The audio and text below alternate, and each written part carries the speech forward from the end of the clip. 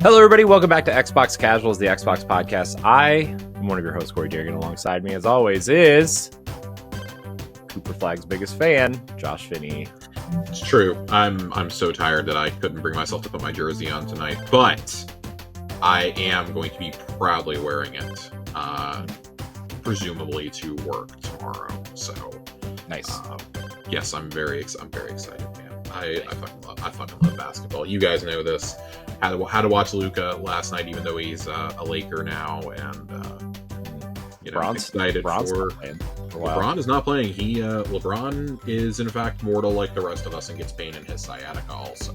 So LeBron is not in fact playing, but I'm sure that tale as old as time. Tell me where you've heard this one before. He's going to be in prime health to face the Dallas Mavericks the day after Thanksgiving. Can you hear me okay, by the way? Yeah, I hear you.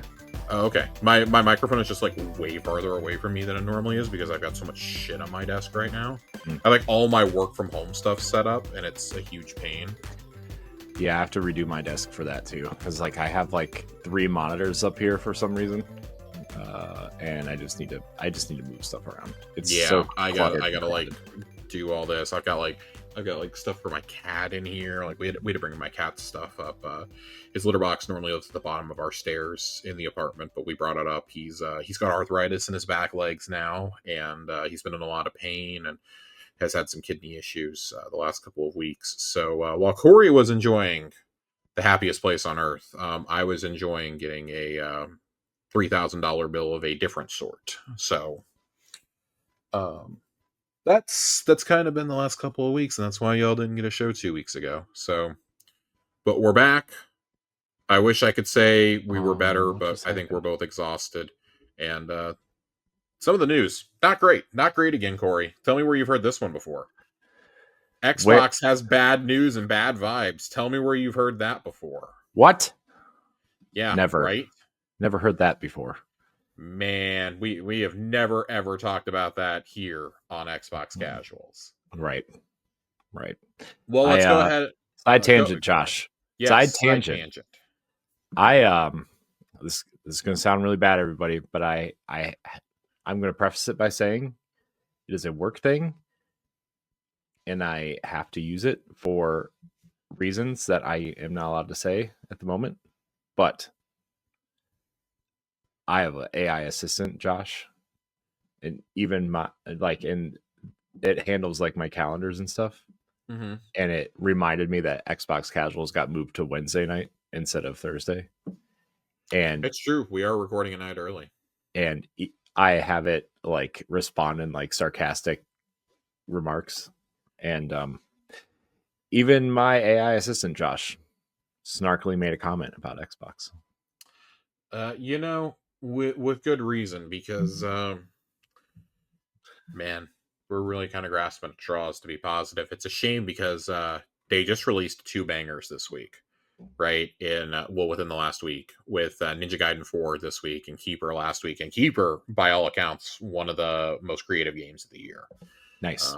I've heard nothing but praise about it from people. I really did intend to get to it, but life circumstances prevented me from being able to play any of it. But by the time Xbox Casuals rolls around next time, I will have impressions on those and on, of course, the Outer Worlds 2, which comes out if you buy the upgrade this weekend. If not, it comes out on Tuesday. So I will be playing it on Tuesday. Nice. Yeah, I'm very excited to play Outer Worlds 2. I think we all know how much I love Obsidian, how much I like the first Outer Worlds. So, but it's a shame that you have these bangers. You had a pretty decent, by all accounts, I think, test for Black Ops 7, and it's marred by, of course, we didn't talk about it here on this feed just because circumstances, right? But we did an episode on Tower Casuals where we basically just like ranted about Xbox for like an hour because they did the Game Pass hike. Mm-hmm. And you guys can listen to that. I'm not going to tread old ground. I'm sure it's going to come up plenty of time in the next couple of years. Amazon has a killer deal right now to buy 3 months of it ahead of the update. I don't know how much the total price is, but I think it comes out to like $18 a month or something. Mm-hmm. That's probably the last time you're going to get it that cheap for a very, very, very long time. So I personally am going to be stocking up on like a year or 2 of Game Pass. But yeah, If you have the ability to, I would recommend that you do it now. So, if not, just outright cancel. I've told so many people to cancel, but I'm going to on cancel once they say that the auto renewed subscribers must raise the price. Because, like, I yeah. guess if you're on auto renew, your prices haven't gotten raised yet. So they haven't gotten raised yet. Auto renew is going to get hit with it in November, though. You think November? I was thinking Oh maybe no! after Like Christmas. it outright has already told me Oh, on my oh, dashboard that it's happening. okay. Okay. It's certain European companies are not getting the price increase because they have laws over there that protect consumers, unlike here. So, What? Protect the yeah, consumer. yeah, it's actually illegal to do this in like Germany, Poland, and a few other like smaller countries over there, I believe. Hmm. So, yeah, part of Eastern Europe essentially is not going to get the hike right away, which good for them. So, uh, with all this, though, we also had the rumors of, well, not even rumors, straight up confirmation that Costco and Sam's are no longer going to be selling Xbox consoles or hardware. I think Xbox controllers were marked down to like $25 at Sam's. The consoles were easily half or more off. You could go buy the 2 terabyte console, I think, for like $300. It was crazy. If I didn't have the Halo Infinite Xbox, I probably would have gone and gotten one, in all Yeah. honesty. But I think it was the all digital one also, which I'm like, I'm good. I almost picked up another Series S though to put in the office because they were like $120. I Oh, seriously man. almost picked up another one just to throw in my office for shits and giggles. That's a good deal. It's a very good deal. It's a very good deal. But on the heels of all those You could buy rumors, we 10 of have those for the price of an Xbox Ally X, Josh. you can, but they have an open box special going on Best Buy right now. You can get an Ally X for $950. You can Ooh. save $50 on that bad boy. Yeah. On the heels of all of these hardware catastrophes, fans were sent into a frenzy with rumors last week that Target and Walmart were going to pull their remaining consoles and like all Xbox brand support. Microsoft didn't really make an official statement on it. They like made a statement through Jez Corden, I think. And like I think Odd. Sarah Bond said something like very briefly about like, yeah, no, that's not happening. Um, it's not great though. Like if you go into either Walmart, it's always going to be like luck of the draw. But like Target has largely gotten rid of their Xbox section over the years. That was happening years ago though. That was happening like by the time the Series X was out, they were starting to do that. Especially as games start to go more and more digital. Like they still have an Xbox section, just a lot of it is game codes instead of boxed games. They still sell the consoles though. Like there's still plenty of consoles at my local Target. So curious to see if they do that. They're not pulling the accessories or anything. Walmart, I mean, my Walmart's always been terrible for Xbox stuff, but I've seen other ones that are just literal gold mines. Mm-hmm.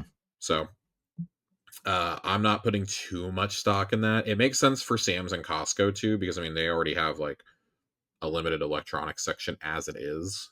Mm-hmm. They're gonna definitely want to promote like PS5s and Switch 2s more. My Sam's actually promotes the PlayStation Portal a decent amount. Mm-hmm. Top 10 things that if it goes on sale, I would probably get one just to play with. But Yeah, I think if that thing dropped to like $120, I would get one. It's just I'd even buy it for 150. I'd bite at 150. But I will also say that like if we had the Xbox equivalent of that, I would have dropped money on that so hard. I just don't play on my PlayStation enough to really justify. I digress. There's been a lot of hardware rumors going around though, and poor Sarah. Sarah has, I don't know if I can say poor Sarah, but Sarah has gone out. I think Sarah's doing just fine. I mean, Yeah, stressed, but you know, in some regards, Sarah is fine. So I want to read this piece. I get this from Pure Xbox. It's taken from a YouTube video. This is an interview with Mashable. Bond was asked about rumors the next gen Xbox will be more PC like. In response, she basically went along with those rumors, saying that the team's next gen console will be a quote very premium, very high end curated experience. End quote. I can tell this is the exact direct quote from Sarah Bond right here. I can tell you you're right. The next gen console is going to be a very premium, very high end curated experience. You're starting to see some of the thinking that we have in this handheld, but I don't want to give it all away.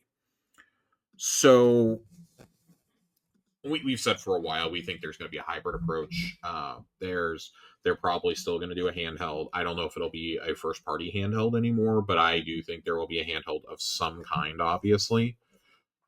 I would be a little surprised if they forged ahead with their own handheld right now, just based on like the everything that we've heard. Mm-hmm. So, little interested to see what form that takes. I think they're waiting to see how the Ally X gets received. This thing's not going to sell a ton of units, right? And if you're saying you're going to make the next home console a more premium experience, that pretty much to me does signal that like next generation is the final home console generation for them. Yeah, they pretty clearly don't care as long as their games are being played elsewhere. They are going to shift to being more of a, I don't even want to say a publisher. I think they want to be a digital platform, right? Yeah. They want to be a digital platform for PC, for handhelds, for phones, tablets, etc. And I mean, Windows is on every PC in the world. So, like, why would you not want? You can get Xbox in everybody's home, basically. Right. So I think they're trying. I feel like I don't think that they may be early, but they're certainly not wrong in the way that the industry is shifting, in my opinion. The ultimate get is going to be what handhelds can they get the Xbox ecosystem onto, right? Not just like buying games, but like where can they launch an Xbox app at next where it makes sense, right? And I do think that part of the Game Pass hikes will ultimately be them getting rid of Game Pass in the next 18 to 24 months because they will not be existing as a platform as much, right? So I could see it going to like PC, eventually them shifting into it being PC only, but like the price just like we talked about this on Tower Casuals, the price is simply not sustainable for when so many people are struggling to afford food and shelter right now, right? Mm-hmm. Your hobbies get cut first, and I've long defended Game Pass. I would still love to be able to sit here and defend it. I think premium is still a good choice. If you don't have to play things right away, I think premium is a good choice. That's the middle tier. That's the one that's going to be like $16 a month, I think. That's the one that I would steer people towards. You are guaranteed. We read the fine print. I've seen nobody report on the fine print, but we read the fine print on the promo image that they released, basically saying every first party game except Call of Duty is guaranteed within 12 months of release. So I do wonder what form all that takes. I need to see what these 75 games they're claiming for the next year are going to be like. So I'm going to go ahead and stock up now, just see where we're at. Maybe in like a year and a half, maybe some of this gets walked back. I highly doubt it, but maybe some of this gets walked back. Every subscription service is just wildly overpriced right now. Like HBO raised their prices effective immediately today. Crazy. I think it's with ads, it's like $18 now. Jeez. And like HBO is one of, if not the only streaming service I like actively defend. So it's too much. And like if something's got to give, it's going to be things like Game Pass and PS Plus. And like also you're paying to play online on a console in 2025. That's just stupid. I cannot believe that we're still doing this. This is ridiculous.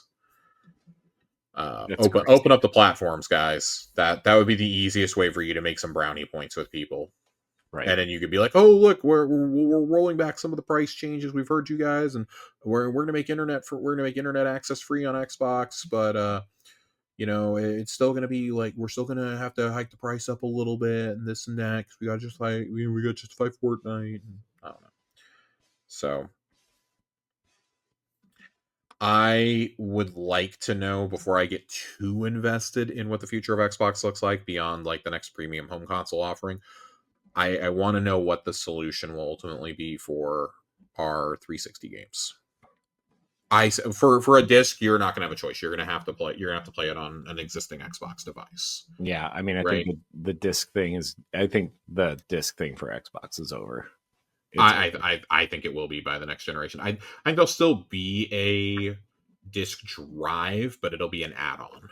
Yeah, I mean, it's similar to what PlayStation's doing right Sure. now, right? So, Which I'm also not a fan of. I think if you're paying, I think if you're paying more than like $300-400 for a console, you should get a disc drive in it automatically. Personally, yeah, but like you're talking about the Pro, right? Not coming with one. I'm talking about the Pro not coming with the Slim. Doesn't even come with one. Well, there's two SKUs of the Slim though. It's so dumb. Yeah, one of them is just with it packed in.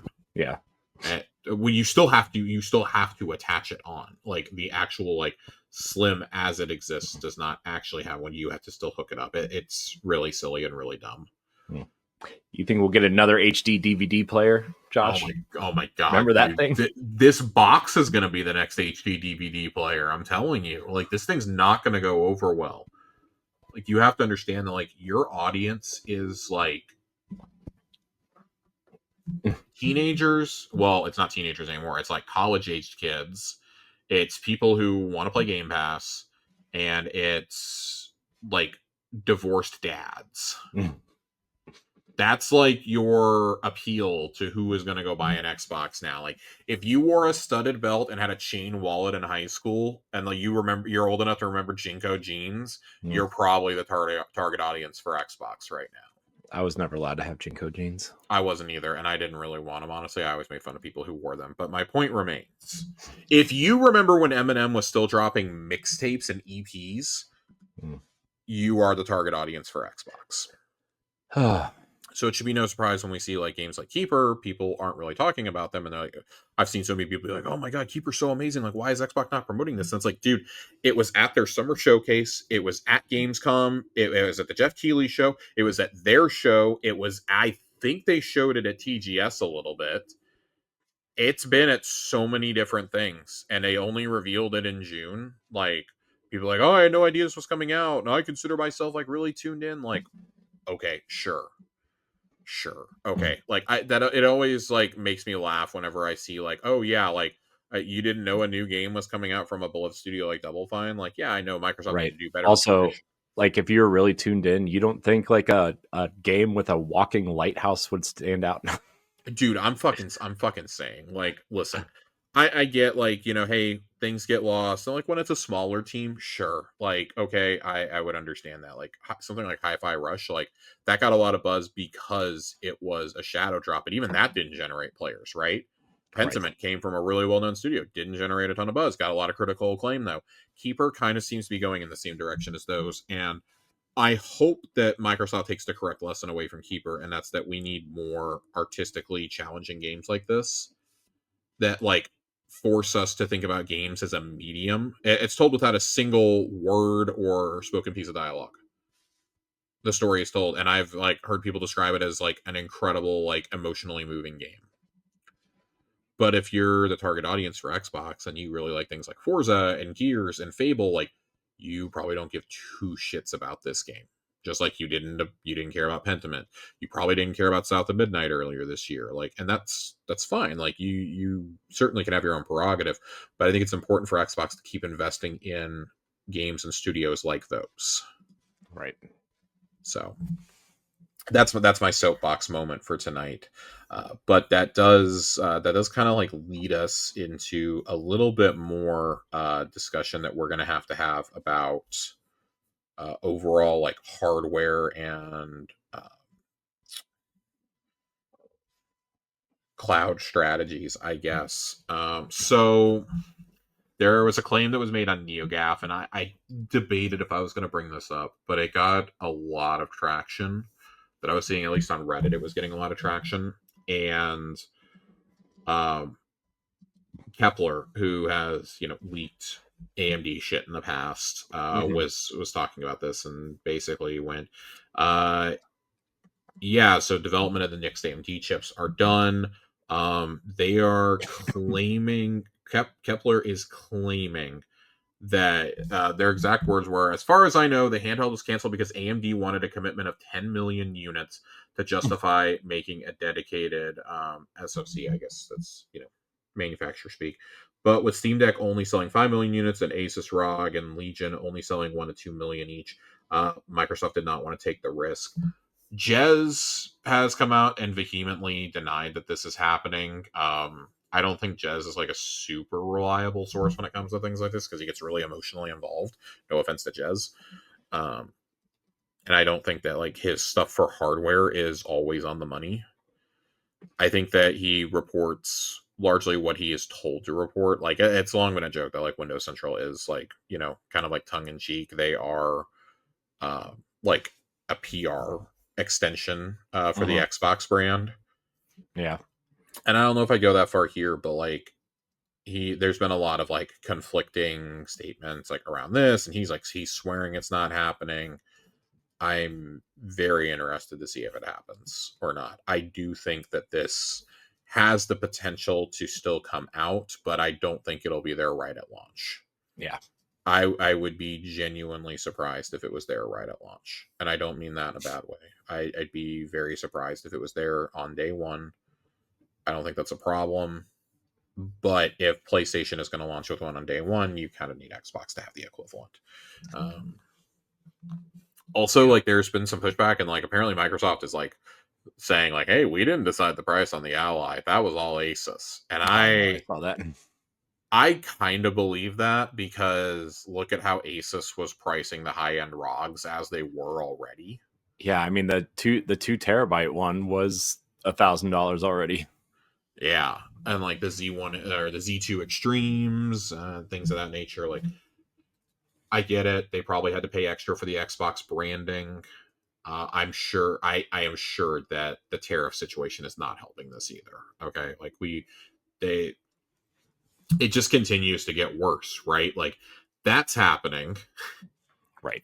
I can't believe I have to actually say these words, but this comes from Tom Warren, so it's legit. Microsoft is significantly increasing the price of its development kits. Yeah, I saw by like $500 a piece or Yes, something. by $500, a 33% increase. They were $1,500. They will now be $2,000. After raising prices on Xbox consoles and subscriptions, Microsoft is now turning its attention to Xbox developers. Sources familiar with their plans tell The Verge the company is significantly increasing the price of its development kit, custom hardware used by developers to build Xbox games. Current dev kit is moving from $1,500 to $2,000, a 33% jump in price. The adjustment reflects macroeconomic developments, says Microsoft in an announcement to Xbox developers seen by The Verge. We remain committed to providing high quality tools and support for your development efforts. I asked Microsoft to comment on the price rise, but the company did not respond in time for publication.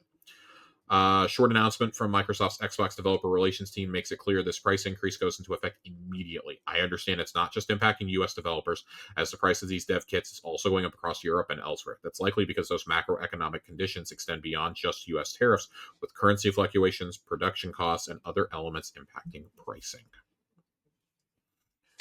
Yikes. Yeah. Man,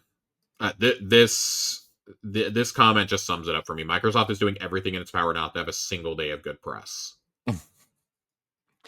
It's like they're begging people to like hate them. I mean, there is another rumor going around from somebody who accurately has leaked Xbox stuff in the past, on forums and on like Reddit and stuff, who is claiming that another massive round of layoffs is coming. Oh yeah, I know that. That is going to come after the holidays. It's going to come Mm-hmm. towards the end of Q1 2026. Yep. I would be real scared for Compulsion and Double Fine right now. I'd be so scared for them. Yep. Double Fine, I think, would get saved somehow, but I don't see Compulsion getting saved. Yeah. Um, I wonder how much it costs to run those studios too. Like, is it even worth shutting them down because it would cost more to shut them down? I think Right. this is just such a dumb conversation that we even have to I have, know. right? I know. It Like, sucks. we're talking about closing down fucking Double Fine, right? Like, Yeah. I think if that happened, you would permanently lose a lot of people, like ever being in Xbox's camp again. I personally, I would be one of them.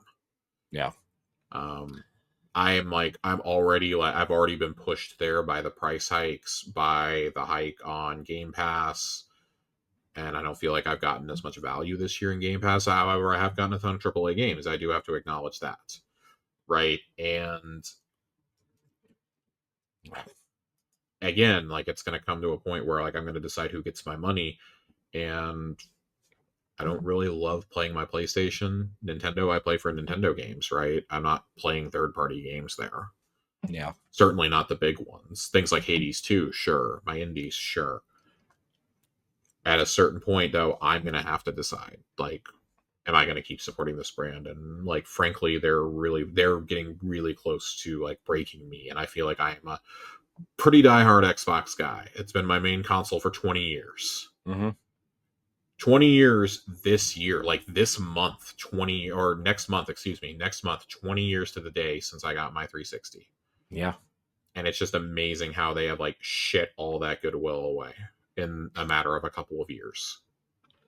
I stuck with them through. We stuck with them through the Xbox One. We stuck with them through the Kinect debacle at the end of 360 and beginning of Xbox One. We stuck with them through the whole Xbox One generation, through Forza, Gears, Fable, Halo, And COVID, right? and then the years that we didn't have And any first COVID, party God, games. we bought consoles with no games on them, man.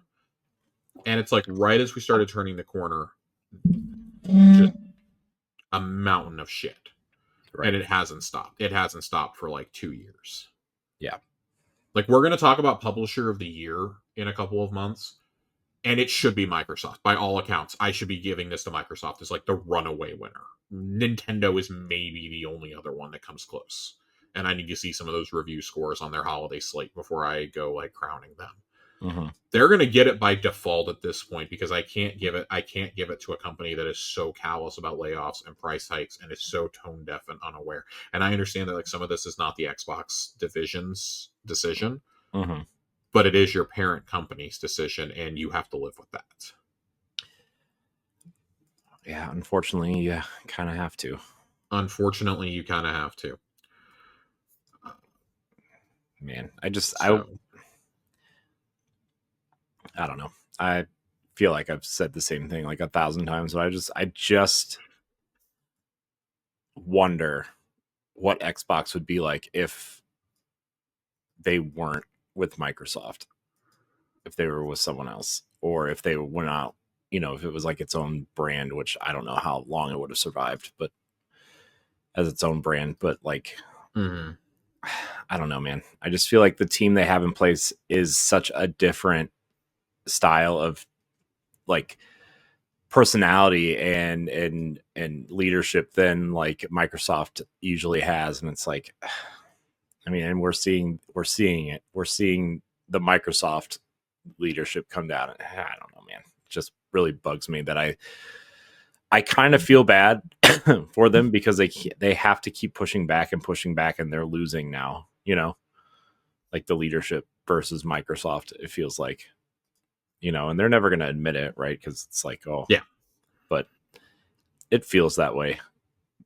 They almost feel defeated without showing you, right? Like even on Good Morning America the other day when Sarah Bond was on promoting the oh my ROG. God, what a disaster.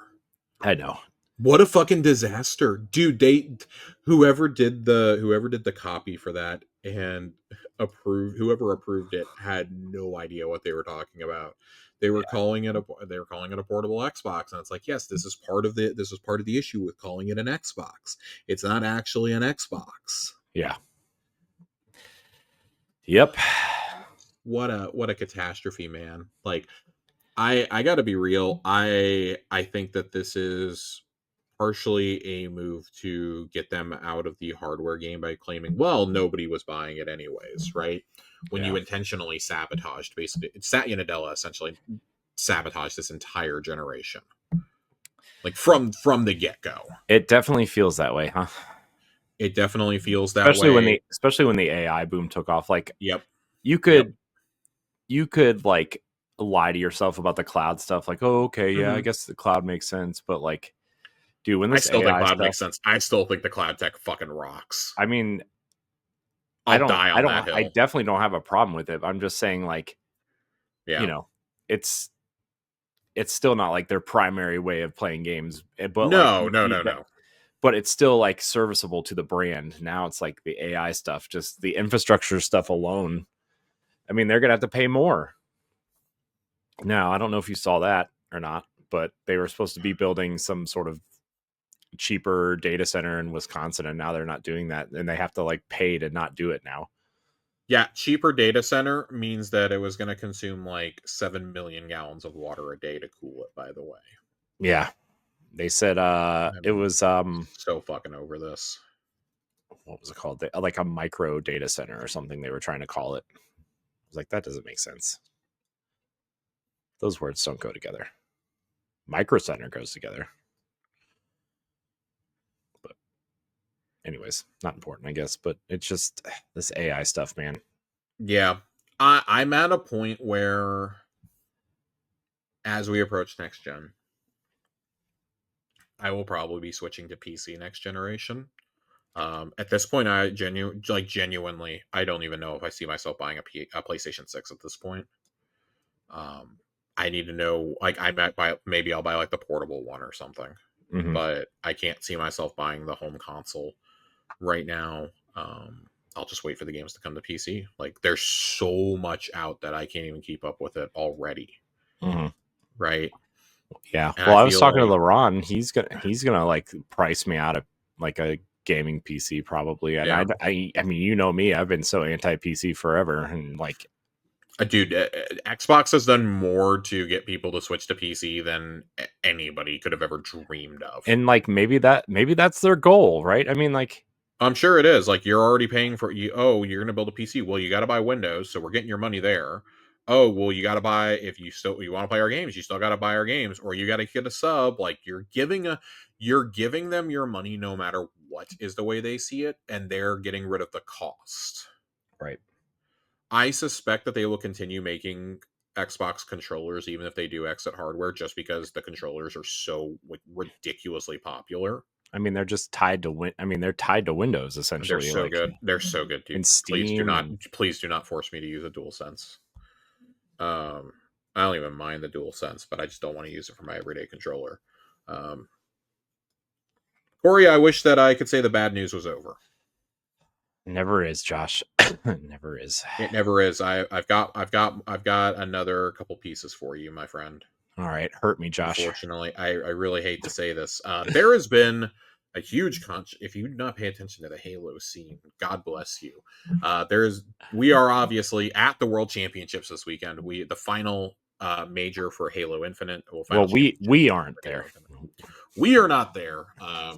But the future of Halo will be revealed by the time you're listening to this. It will probably be getting ready to go live. Friday afternoon, we are getting the reveal. And it's curious that they're doing it on Friday instead of like on Sunday, like they did last year with that like sneak peek and like the rebranding and everything. They're doing this on Friday. There are people at Halo Studios right now playing whatever this is. Stella's there, yeah. Stella's there. I imagine that Ryan McCaffrey is probably there. He's one of the guys they always call out for that.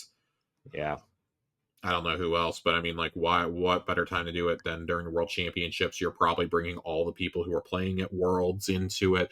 I would not be shocked if they had something playable on the show floor, like a behind closed doors demo for certain people, especially like their casters and stuff. Yeah.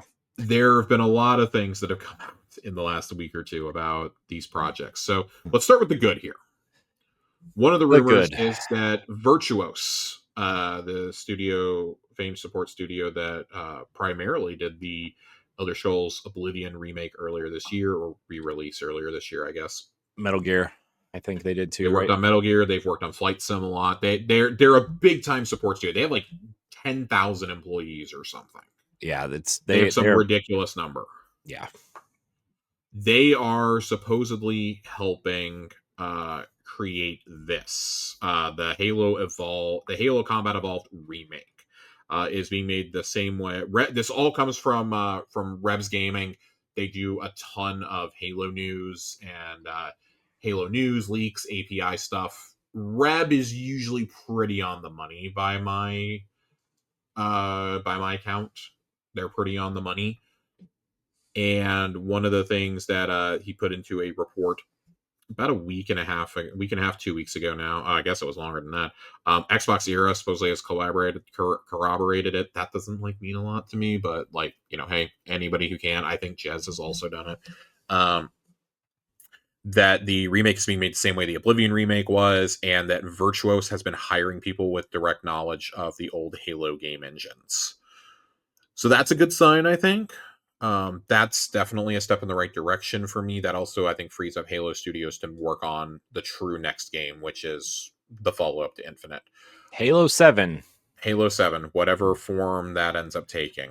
Um, the other gigantic part of this rumor and positive news is that, and Tom Warren reported this like a year and a half ago, that the remake would come to PS5. Supposedly it will be announced for PS5 this weekend as well.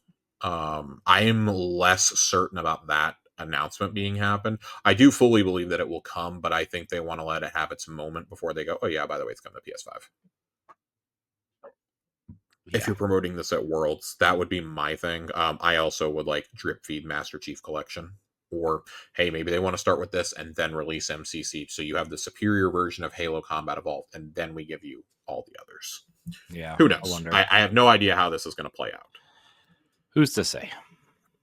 Who's to say? But supposedly there are 3 projects in total that are being worked on, and supposedly 2 of these are coming out next year, and that is the CE remake and the live service multiplayer project, which certain Affinity would be the lead on that. Again, also comes from Reps Gaming, claiming a credible source told him Halo Studios will release 2 games in 2026, the CE remake and a standalone live service multiplayer game that will be updated, quote unquote, like Fortnite. In addition, the next mainline Halo game is also in development. I have no idea what the fuck Fortnite means, but so like I can play as like Peter Griffin and Wolverine in Halo. God, dude, I would quit. I don't think this is gonna go over super well. My thing is, I kind of like this approach if you're going to do this, because that means you're getting a Halo game out there. You're getting 2 Halo games out there for the 25th anniversary, which is next fall. You're bringing Remake back, but you're also setting the stage to have a completely original multiplayer game out. They have already said, like, we're not having the HCS next year. To me, this is being lined up to recreate that magic that we felt a couple of years ago when Halo Infinite came out and we got the multiplayer like a month early. That feels like the best case scenario here right now, is that you drop the remake and then you drop that multiplayer. My only question is, how on earth do you do that in Call of Duty at the same time? Because you're due for Infinity Ward's Call of Duty next year, and you're not gonna skip them or delay it. But you want all attention to be on your 4 classic franchises next year. It's also increasingly obvious to me that if you're going to launch a standalone Halo multiplayer game, especially if it's going to be free to play, you have to put this on PlayStation. Yeah, I think simply put, it has to go to PlayStation. It probably needs to be their day one. I've always said, like, the second that Halo is over there, that's when, like, they're not that they were ever going to walk this back, but that's when it's like, yeah, every single game will eventually be on PlayStation the minute that they start putting Halo on there. Yep. So, and we said it earlier this show, like, they're going to start going more into multi-platform, and that's not entirely the wrong approach. From a business perspective, I totally understand it. I just wish you weren't sacrificing and torpedoing hardware and your loyal customers that you've had for 25 years in order to do it. But again, like Chris Dirrig has pointed this out repeatedly, they're early, but they're not wrong. Right. I think that especially if you see Xbox leave the hardware market, I think that it will be that much harder for PlayStation to do what they do. Like, no offense to PlayStation, but like, I've seen the sentiment I've overwhelmingly seen from Xbox gamers is, well, if Xbox prices me out with the next one, I'm just going to preemptively build a PC. I'm just going to go to PC. Why do I need anything beyond PC and a Switch 2? Because, and I think that Sony, like, hardware is more important to Sony than it is to Xbox. That's always been the case, right? It makes up a much bigger part of Sony's revenue than Xbox does for Microsoft. Xbox is almost like, until they started spending $80 billion on Activision, was basically a tax write-off, right? In the scheme of things. Now you've got another problem. Nintendo is going to Nintendo, right? I don't expect to play Pokemon on my PC legally anytime soon. Right. I do think you're getting to a point though where like if you're okay with like waiting a little bit, you could pretty much get a PC. You could pretty much build yourself a nice PC and get a Switch 2, and you're totally fine. You can even switch. You can even skip the Switch 2 for right now, in my opinion. You could even wait like a year on that. Yeah, I mean, I guess I personally think there are games worth getting, but I understand how like a lot of Nintendo games do not appeal to a lot of people. I think once you start getting the Metroid Primes, you get the next Zelda is where it's going to go. You know, it's already selling really, really well, right? That's where you're going to get the reluctant people. They're like, "Oh shit, there's a new Zelda. Oh shit, Fire Emblem. Fire Emblem. So, you know, Fire Emblem doesn't sell 1.5 million copies, but like, oh, that's here. Oh, Xenoblade. Like, you're going to start getting the more like hardcore gamers invested at that point. Yeah. So, I mean, I think this Galaxy collection was a pretty big push for them, but I couldn't even begin to tell you. I've been so tuned out on Nintendo because everything's just horrible over here on Xbox Island. Yeah, I mean, yeah. I will say, I think it is smart to do the campaign of Combat Evolved, to do the remake. It is smart to do the campaign only. Yeah. The multiplayer, yes, you could release the multiplayer. We would be nostalgic about it for about 3 weeks, and then we would never touch it again. I'm going to be honest. By and large, most of us would never touch it again. Right. If we want to play that, we have a place to go play it. It's called the Master Chief Collection.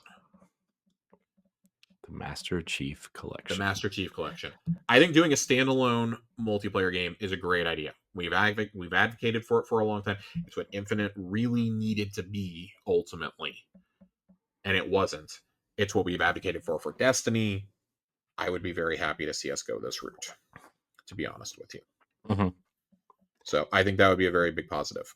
That's about where the positives stop, though, because after that, we had a very high-profile departure of the art director of the franchise, leaving Halo Studios and posting a very pissed-off message on his way out the door. I saw. I want to pull this up because I want to read this. So the report from Revs Gaming basically claimed that generative AI is woven into every aspect of future game development, from core workflows to world building and enemy AI. I do not know how to take that statement because I do not personally, I did not interpret it that way, and like he's tried clarifying a bunch of times. Jez, maybe not the best person to defend you here, has also like tried to like push back on it. I don't know what to make of this, because I'll be honest, you guys need to understand that AI has been a thing in game development for a very, very long time. Not all AI is ChatGPT or Sora or anything like that, right?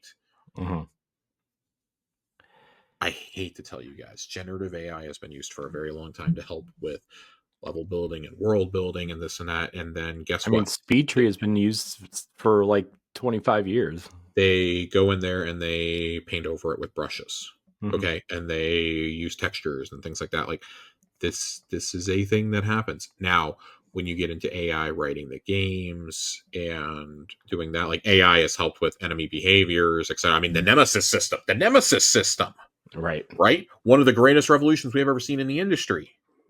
That's basically a form of AI, right? Like enemy AI has been a thing for eons. The fact that they use that twice and then never use it again in anything. I don't even want to talk about it because I'll just get upset again. Oh my gosh. But I wanted to pull this up from Eurogamer, though. They were just the first ones that I found with it sourced. I'm waiting for it to load. But this director did not leave on good terms. He is very angry. And you know what this reminded me of, actually? Honestly, what does this remind you of? The X-Men 97 exit. Okay, but Bo DeMaio was actually a piece of shit. I know, but I'm just saying, in the initial part was like, oh, when he just got like fired on like a random Thursday. Yeah, we were like, what the fuck? Like the show hadn't even come out yet. We were like, what the fuck? And then all the details came, like, he was like, I got unjustly fired and the truth will come out. And within like 6 hours, Disney's lawyers were like, no, this is what you did. And that just one of the greatest cell phones I've ever seen. But Halo art director Glenn Israel has left Halo Studios after 17 years. He worked on games from Halo 3 ODST to Halo Infinite across both Bungie and 343, and now Halo Studios. The exact quotes: as of today, and after 17 long years, I am officially no longer contributing to Halo. There's little more I can say for the moment, though I intend to share this particular story in its entirety when it is absolutely safe to do so next year. I know the state of the industry seems dire, but never forget you are free to choose. No illusion of security nor promise of wealth or fame or power is worth trading away your health, dignity, ethics, or values, and no one can force you to. Stay strong, take evidence when necessary, and find where you belong. So, that's not great. Reb also reported right around this time, all but one of the 9 art team credited in Halo Infinite have now left the studio, and as well as the chief of staff.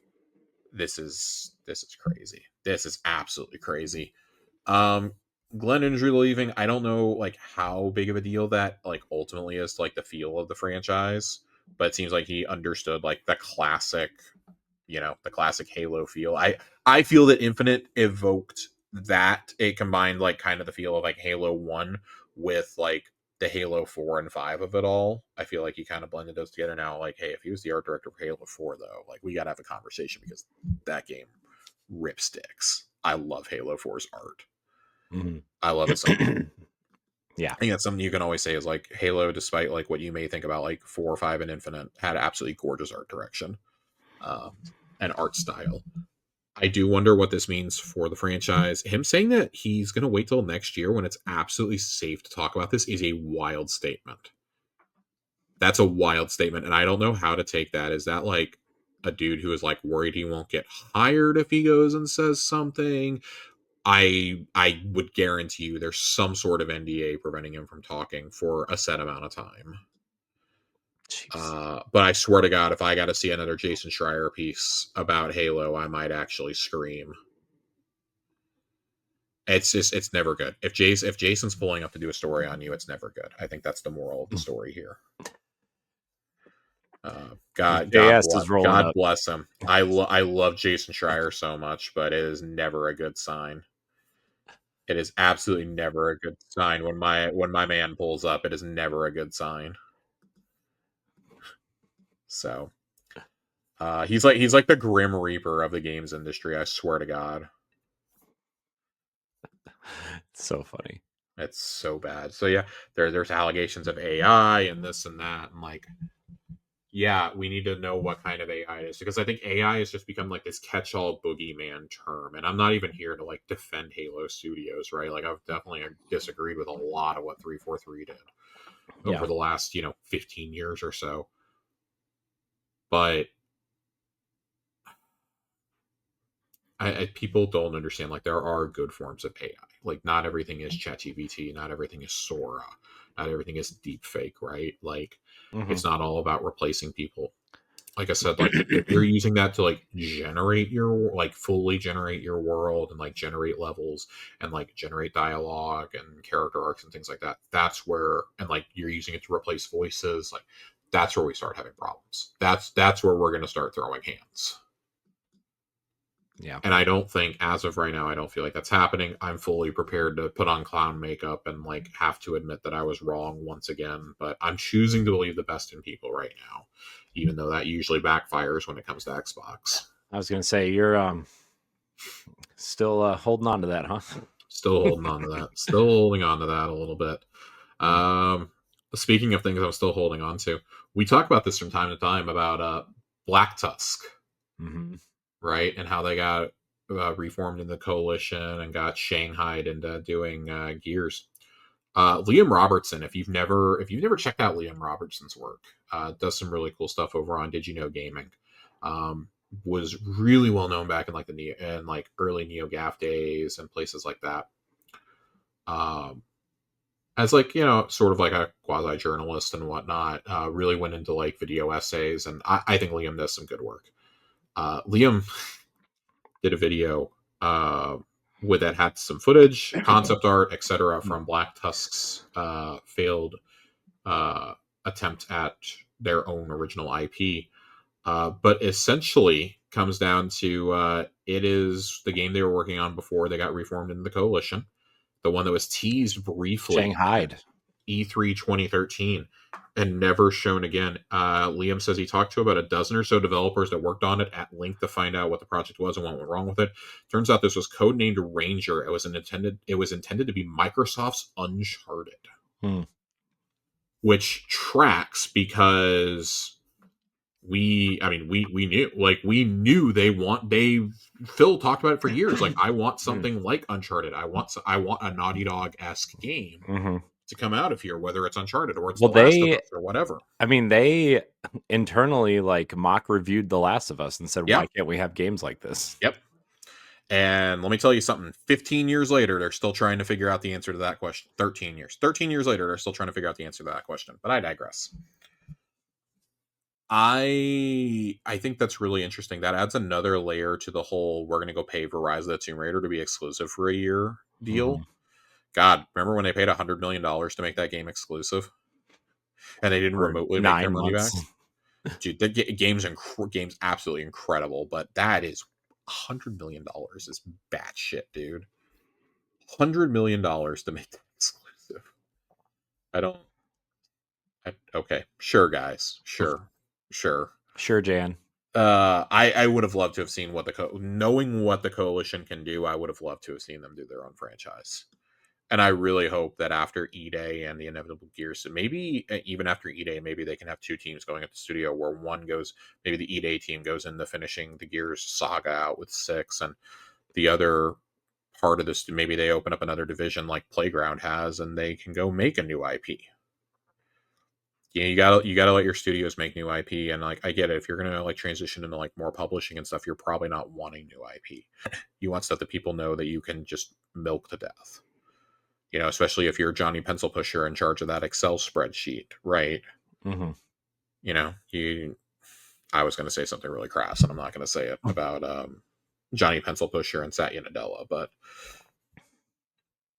yeah, that's all just like what a mess. What a mess.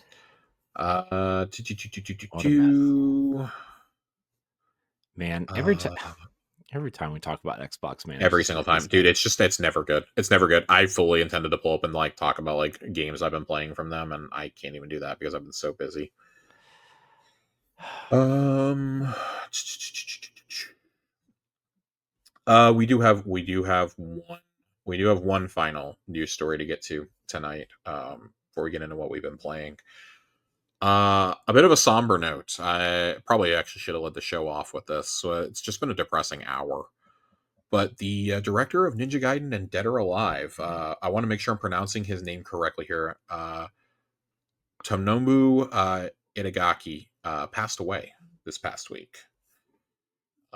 Which, I mean, listen, if you could point to a third-party franchise or third-party franchises that have been instrumental in Xbox's history, I think we would all agree that Ninja Gaiden and Dead or Alive are at the top of that list.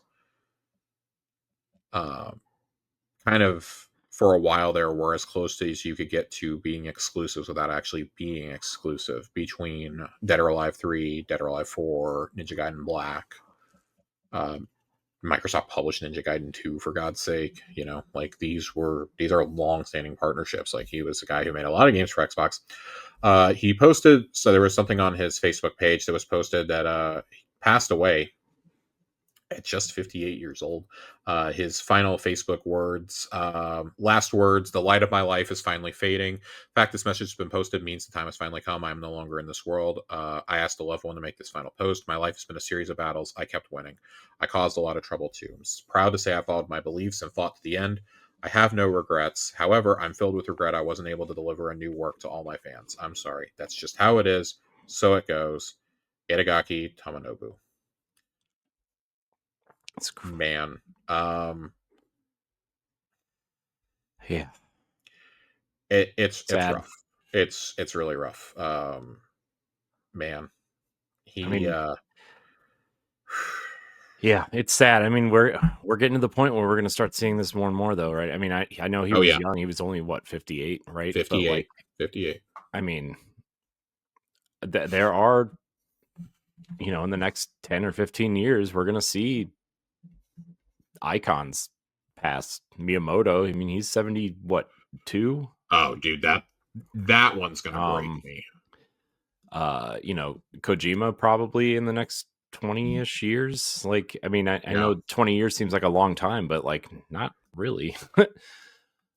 So I don't know, man. It's sad to think about. I mean, Itagaki was largely retired for like the last 20-ish years. Yeah, The last game he actually directed was Ninja Gaiden 2. Oh, yeah. excuse me. He directed Devil's Third in 2015. I'm looking at his list here. I couldn't even begin to tell you what that game is, but it was published by Nintendo for the Wii U. Devil's Third. It Yes, was terrible. I that had sounds it. about. Oh Jesus, yeah, dude. I'm looking at Jesus Christ. 3 out of 10. Yeah, it was not very good. It's really rare though. So if you have a copy, you could probably pay your rent for 2 months with it. Uh, But yeah, no, he had a kick-ass career. Worked on several Dead or Alive games, all the way up to Dead or Alive Extreme Beach Volleyball 2. yeah. Uh, and then also helmed Ninja Gaiden Black, and Ninja Gaiden Dragon Sword, and Ninja Gaiden 2. So Josh, Dead or Alive Extreme Beach Volleyball 2 is where they really expanded the series past volleyball. I hate you so much. I can't even tell if you're joking. I hate you so much. I hate you a truly indescribable amount for the sentences that you're saying. But rest in peace, Mr. Itagaki. Thank you for giving us genuinely just one of the most beloved original Xbox. I would even go so far as to say two of the most beloved original Xbox games in Dead or Alive and Ninja Gaiden Black 2. Or Dead or Alive 3, I should say, and then Ninja Gaiden Black 2. Remember when Dead or Alive 4 came out and we got that brand new Spartan created for it? And we were like, oh my God. Yeah, and it was just like a darker shade Master Chief. That's so cool. Like, I mean, it was a female Spartan. It was so cool. Those only ever existed in the books, and it was like she was in there because of his love for the Halo series. Like him and his daughter played Halo together or something. Mm-hmm.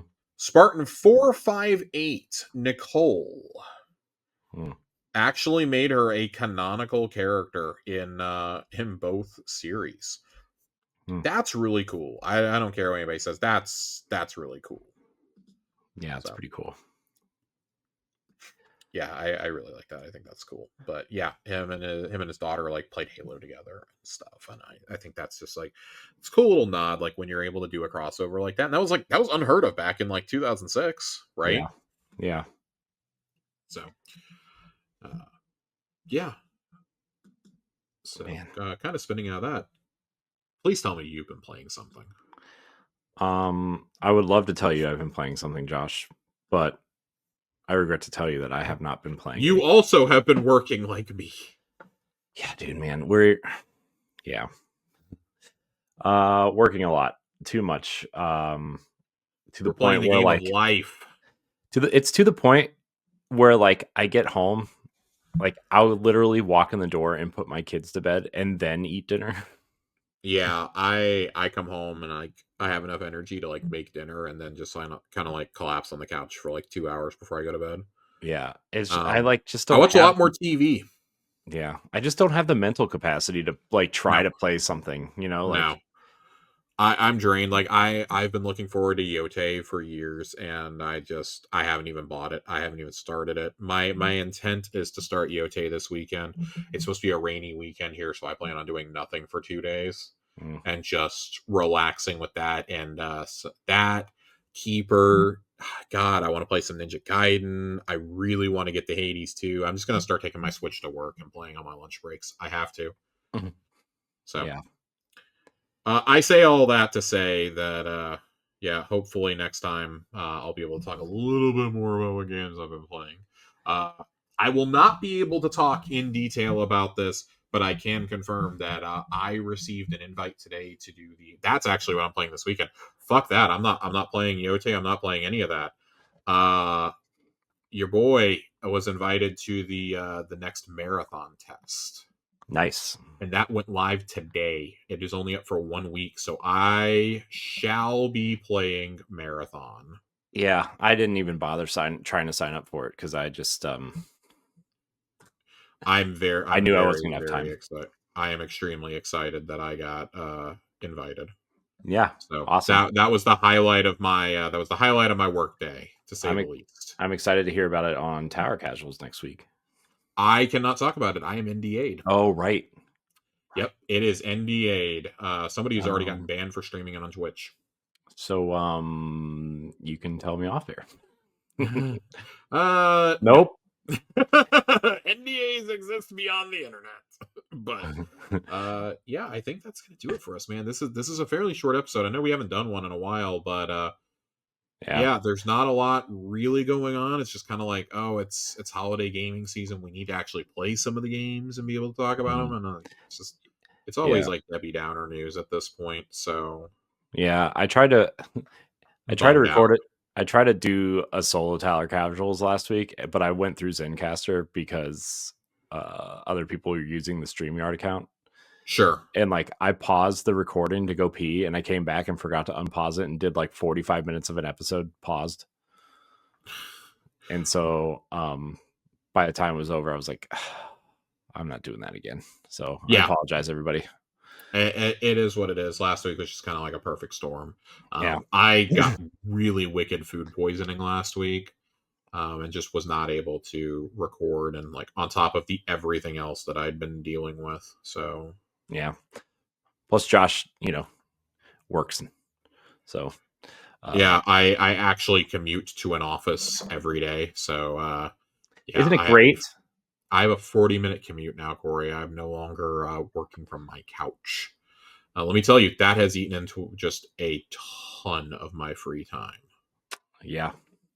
Unfortunately. So no longer can I be like, oh, well, I can like put off work and like go bang out like an hour of like Destiny progress. Nope.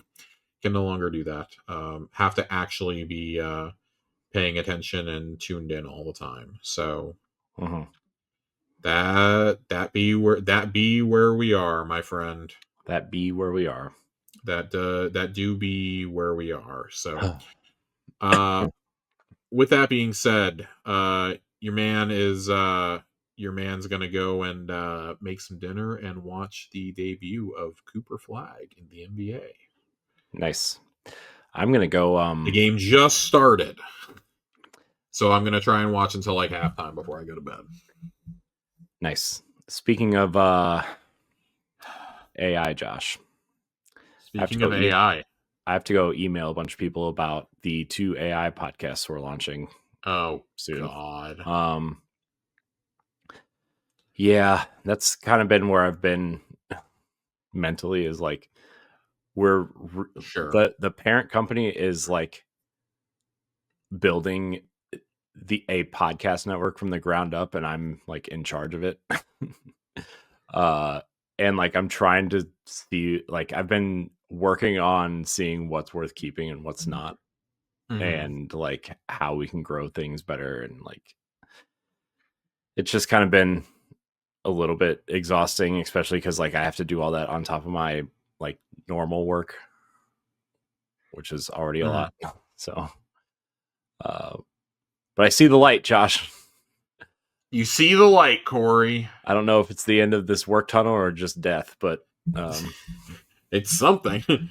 plot twist. It's AI Halo. Oh God, it's the Matrix. It's the Matrix. I'm waking up for the first time. Indeed. Oh my gosh, get me out of here. Get me out of here, Corey. I want to thank everybody out there for watching and listening to this episode of Xbox Casuals, the Xbox podcast. You can catch us every other Friday on your podcast service of choice. Check out Tower Casuals. Check out Bozer's podcast. Josh shows up there sometimes. I don't know. Other things too. Like, subscribe, share, rate, and review wherever you listen. Josh, thank you for your time tonight, as always. I appreciate you. And we appreciate all you out there. Thank you so much for watching and listening. And until next time, we love you. Goodbye.